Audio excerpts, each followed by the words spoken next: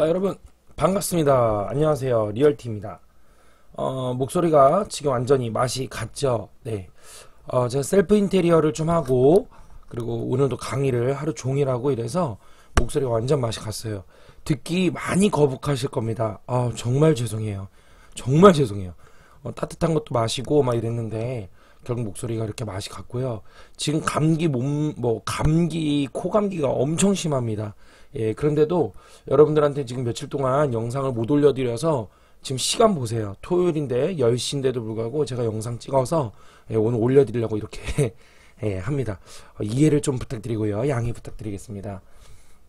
먼저 비둘기파 브레이너 드도 3월에 금리 인상 시사 이렇게 했는데 이건 뭐 어차피 더 이상 얘기해봤자 의미가 없어요. 계속해서 금리 인상을 이야기를 하고 있고요. 그리고 이제 금리를 인상하는 걸 떠나서 더 빠른 속도로 긴축 전환을 할 것이죠. 그래서 올해만 해도 1년에 서너 차례, 이게 1년에 보통 급하면은 3번씩은 이제 인하를 했어요. 여러분들 예전에. 그러니까 예전에는 금리를 내릴 때 2008년도 서브프라임 이후에 이때 금리를 여러분 막 낮췄습니다. 그래서 너무 급할 때는 1년에 3번 정도를 했습니다. 근데 지금 반대로 이제는 서너 차례를 올린다고 하고 있어요.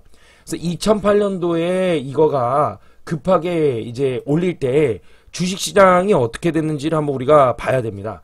미국의 다우지수도 함께 살펴봐야 되겠죠. 한번 볼게요. 여기서 해외 종합으로 가서 다우지수를 보시면 여기 벌써 꽤 됐네요. 그죠? 이걸로 조절을 하면 될 겁니다. 2008년 서프라임이었으니까 엄청나죠. 예. 자, 이렇게 2008년도 대폭락이 있었어. 그죠? 서프라임이 있었어요. 그런데 이거가 장세가 급하게 올라와야 되기 때문에 여기에서 막 돈을 막 갖다 때려붓습니다. 그냥 인위적으로. 그것이 이제 막 인위적으로 붙는다 해서 뉴욕 사거리에서 돈을 막 그런 게 아니죠. 금리를 낮추는 거죠. 그렇죠. 금리를 막 내리는 거예요. 그러면 이제 돈을 막 뿌리는 겁니다, 이게. 그죠. 그래서 막 해가지고 언제까지 뿌렸냐. 2009년도까지 어마어마하게 돈을 그때 당시에 뿌려서 아주 1년 동안 일단은 급한 불을 이렇게 막 꺼버렸어요. 그 이후에도 계속해서 미국의 지수는 금리를 인하시키면서 계속해서 이렇게 올라오는 우상향적인 모습을 전반적으로 그려왔었죠.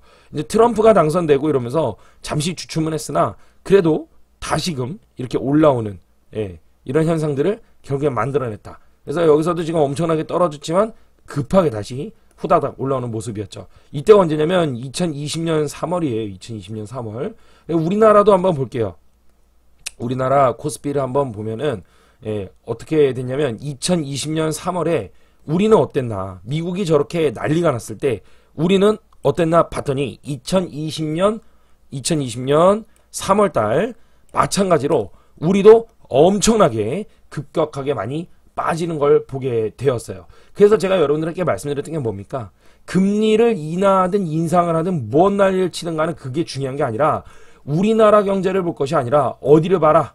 그렇죠. 미국의 경제를 항상 볼 줄 알아야 된다. 그래서 미국 국채 수익이나 뭐 이런 것들도 함께 살펴봐야 되는 전반적인 큰 틀에서 우리가 함께 봐야 된다. 이렇게 제가 말씀을 드렸습니다. 2008년도 서프라임 터졌을 때도 코스피는 2000선에서 저점 892까지 쉬지도 않고 1년 동안 쫙쫙 여기서 한번 3개월 쉬었어요. 그리고 나서 계속해서 빠지는 모습을 보여주었죠. 자, 여러분 주식시장이 이렇게 붕괴가 됐어요. 이렇게 붕괴되면서 서프라임 때 이렇게 붕괴가 되면서 이때 부동산도 같이 폭락을 했었죠. 특히 부동산 폭락이 어디 갔었습니까? 바로 수도권이 이제 하락이 왔었단 말이에요. 수도권이. 서울 경기 쪽이 계속해서 하락하는 요인들이 발생을 했었죠. 그래서 지금 여러분 제가 계속해서 말씀을 드리지만 대한민국의 전문가라는 사람들이 모두 부동산을 보지만 실제로 경기와 함께 맞물려서 같이 볼 수 있는 사람은 거의 없는 수준입니다, 지금. 그래서 이거를 단순하게 부동산 수요 공급 이론만 가지고 얘기할 게 아니라 지금은 계속해서 과열 장세에서 시작되는 그러한 하락이 시작이 되었고 결국에는 우리나라가 포인트가 아니라 미국이 결국에는 그러한 금리 인상의 시사를 계속해서 두고 간다 그러면 미국은 지금 당장 하락은 아니지만 결국에서 미국도 결국 미국도 계속해서 시장에 무리를 주면서 짓누려고 하는 현상이 나타날 수밖에 없다. 이렇게 말씀을 드렸죠. 나스닥 같은 경우는 벌써 장이 아주 뭐 이제 휘청휘청하게 만들려고 움직이고 있고, 다우지수 같은 경우는 조금 시간이 필요한 상황인데, 나스닥은 그래요. 나스닥 같은 경우는 지금 벌써 뭐 좀 신호가 오지 않았을까라는 조심스러운 생각을 또 해보게 됩니다. 일단 나스닥 또 여기서 한 번은 또 들어줘야 돼요. 들었다가 다시 빠져야 되거든요.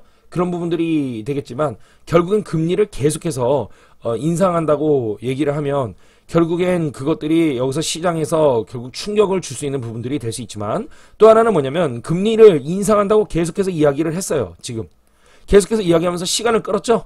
몇 개월 동안. 그렇다면 장은 그거에 대해서 뭐가 생기냐면 면역이 생길 겁니다. 예, 면역이 생기면서 면역력으로 결국에는 이 시장을 금리가 인상해도 장이 추락하지 않는 그러한 장세가 반영이 되고, 이것이 실질적으로 경기에 반영되는 시간이 좀 걸려요. 실제 경제 속에는. 그 시간 동안은 시장은 아무래도 횡보 내지 점진적 조금 이렇게 각도를 흐려주는 상승이 될 수도 있다. 다우나 미국 쪽은. 그렇게 해도 열어는 놔야 되는데, 분명한 건 뭐냐면 우리나라 장세가 과열이었고, 그 과열 장세에서 비롯되는 것이 이미 시장에서 나타나고 있기 때문에 그런 부분들도 조심은 해야 된다라고 볼 수 있죠. 확실한 건 뭐냐면 얘가 올라갈 수 있는 부분들은 여지는 남겨둘 수 있으나, 이것이 예전처럼 지난 1년, 2년 동안 상승해온 것처럼 이렇게 열심으로 계속해서 올라갈 수 있는 가능성은 지극히 힘들다라고 볼 수가 있겠습니다. 이해되시죠? 그 상태에서 우리가 오늘 부동산 신문도 좀 이렇게 같이 함께 보게 되는데요. 3월 달에 이제 금리 인상을 시사하면서 연방준비위원회, 우리나라는 한국은행에서 돈을 찍어내죠, 여러분. 그죠? 한국은행이죠, 공식적으로. 그래서 여러분들 10,000원짜리나 50,000원짜리 보면 거기 뭐라 돼 있어요? 한국은행 이렇게 돼 있죠. 예. 미 연방준비위원회 인플레이 대응이 최우선이다. 이렇게 이제 얘기를 했어요. 인사청문회에서 긴축 전환 언급을 했고, 그리고 하커도 올해 서너 차례 올 것이다. 이렇게 이야기를 했는데요.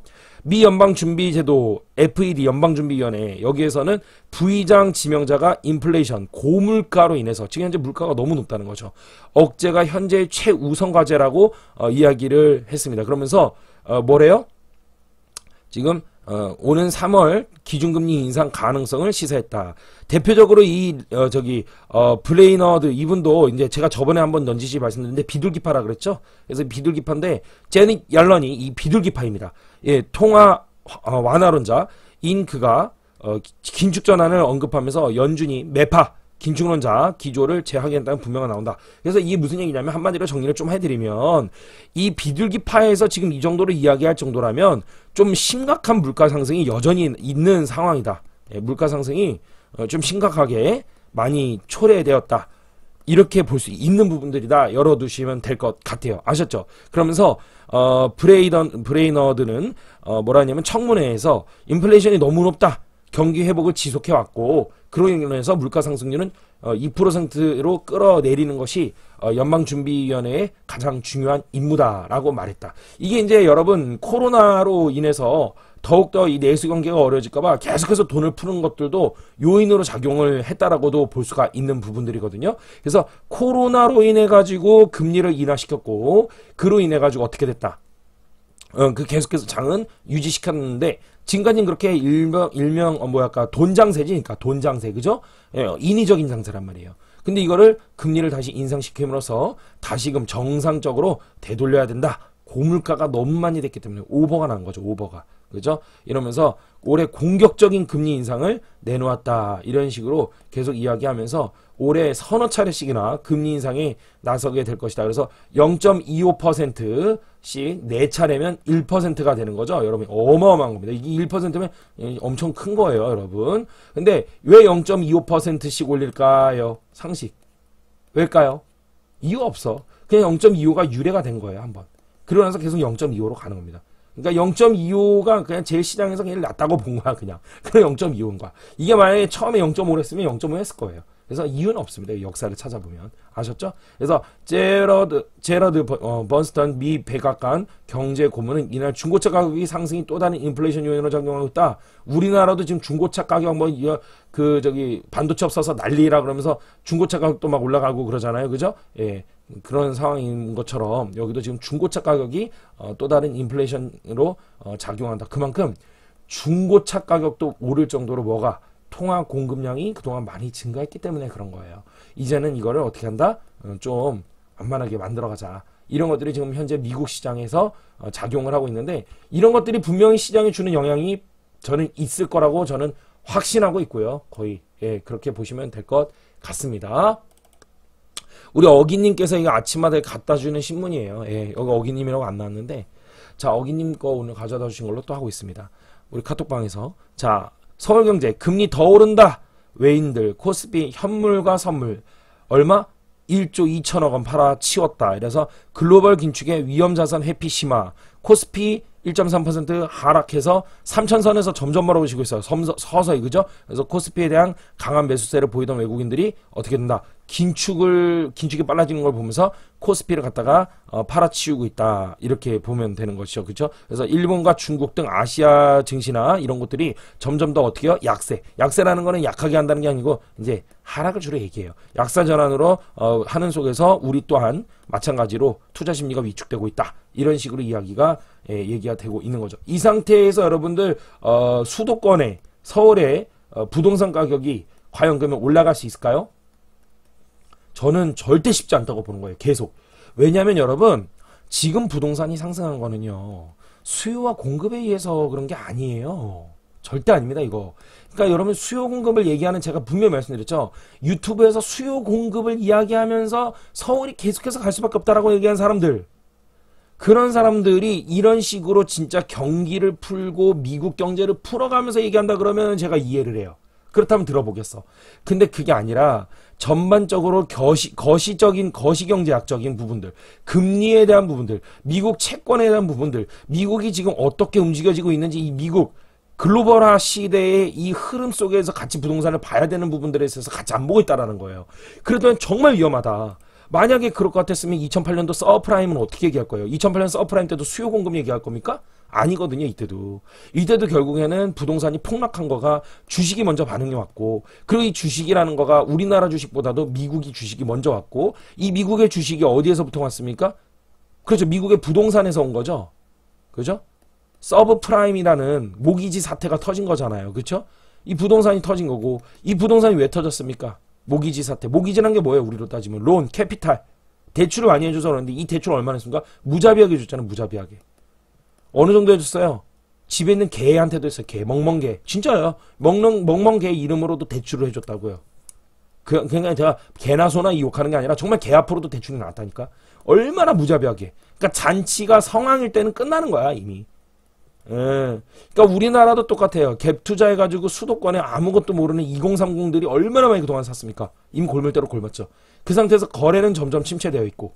그죠? 여러분 그거 아세요? 오늘 재밌는 얘기 하나 해드릴까요? 제가 안양이 어떻게 된다고 말씀드렸냐고 포인트를 줬어요. 그죠? 죄송합니다. 꼬였네요. 안양이 어떻게 된다라고 말씀을 드리면서 우리 카톡방에 계신 분들이 얼마 전 링크를 또 걸어주셨어요. 안양인 거 찾았다 그러면서 안양 거 해가지고 댓글 주셨는데 여러분 그거 아세요? 안양이 제가 그때 그래서 영상을 찍으면서 안양 누가 물어볼래? 안양 지금 안 됩니다. 절대 추천하고 싶지 않습니다 했고 안양 계속해서 더더욱 안 좋아집니다.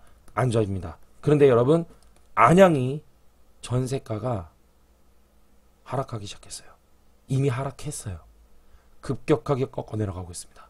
안양도 결국 제 얘기대로 골마 터졌어요. 여러분 서부대대세를 얘기했지만 서울 말하면서 수도권도 제가 함께 얘기한 거예요. 그리고 안양은 제가 또 얘기했었죠. 그죠? 세종시 맞췄죠. 자 이제 안양도 적중했습니다. 다 모든 게 다 적중했어요. 이제 서울만 남았는데요. 서울에서도 포인트가 있어요. 충격적일까봐 제가 이건 함구 조심히 하겠습니다. 서울에서 어느 구라고 얘기 안 할게요.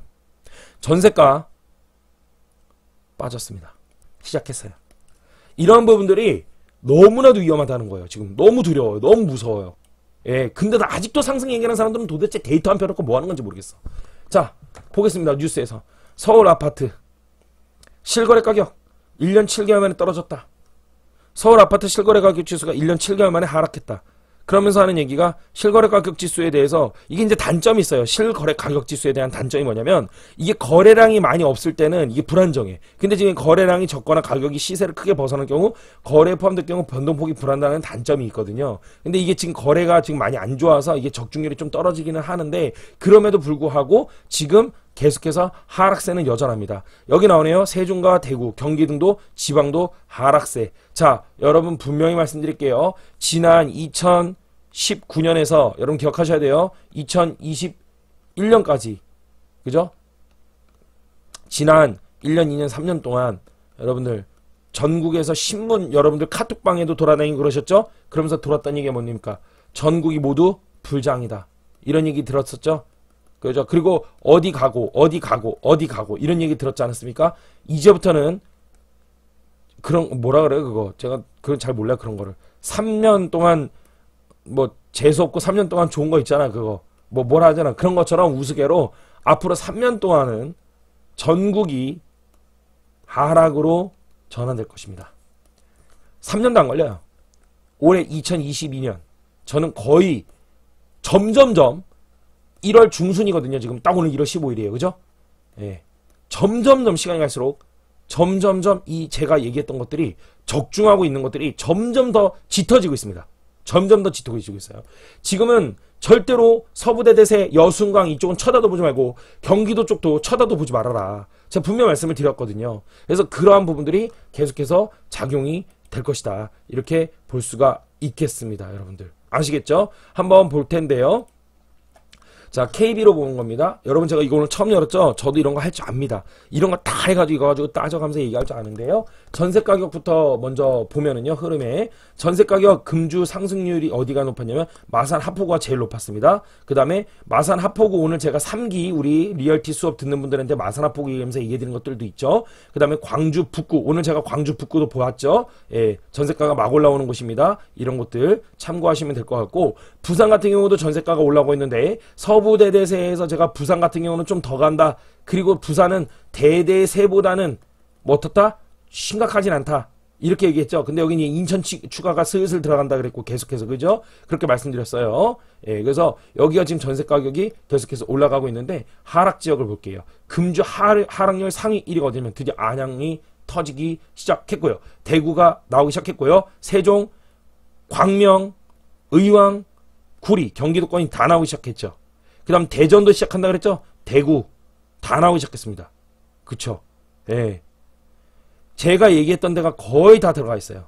그죠? 맞죠? 예. 지금부터 이 지역들은 전세 가격이 하락하기 시작이 될 수 있는 포인트들이 여전히 있다. 매매 가격으로 와보겠습니다. 진주가 많이 올랐고요. 진주 그렇다 해서 투자하는 거는 좀 가급적 절제하시기 바라겠습니다. 파주 절제하시고요. 군사는 부분적으로 허용되고요. 마산하 포구는 뭐 올라갑니다. 더 올라갈 거예요. 이제 호황으로 넘어갈 겁니다. 그리고 안성, 그 다음에 광주 북구도 많이 올라가진 않았어요.